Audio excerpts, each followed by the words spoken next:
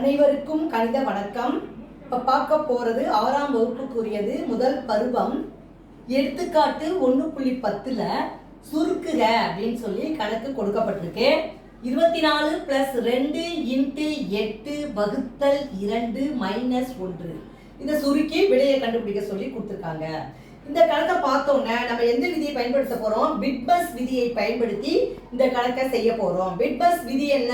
முதல்ல ஃபர்ஸ்ட் பிராக்கெட்ல டிவிஷனை போட்டுக்கணும். வகுத்தல் செயல்பாடை நம்ம செய்யணும்.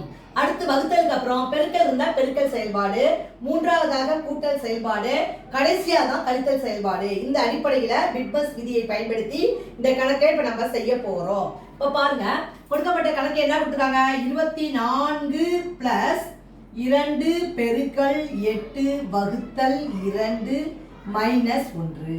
முதல்ல என்ன செய்ய போறோம்? இந்த வகுத்தல் இருக்கு பாத்தீங்களா, அதை தான் ஃபர்ஸ்ட் பிராக்கெட்ல போட்டுக்க போறோம். முதல் செயல் என்னது? வகுத்தல். ஃபர்ஸ்ட் வகுத்தல் செயல்பாடை செய்யறோம்.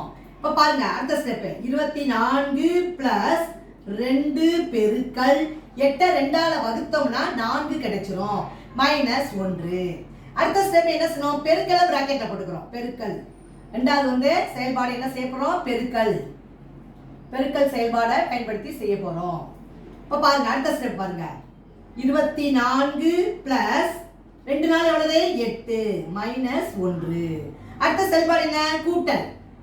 மூன்றாவது செய்ய போறது கூட்டல். அப்ப இத பிராக்கெட்ல போட்டுக்கிறோம். 24 8 கூட்டினால் 32. அடுத்துல -1. அடுத்து கடைசியா தான் என்ன செய்யணும்? கழித்தல். இப்ப 4 அடிப்படை செயல்பாடும் இந்த கணக்குல கொடுக்கப்பட்டிருக்கு. அப்ப 32ல 1 கழிச்சோம்னா வரக்கூடிய விடை என்ன? 31.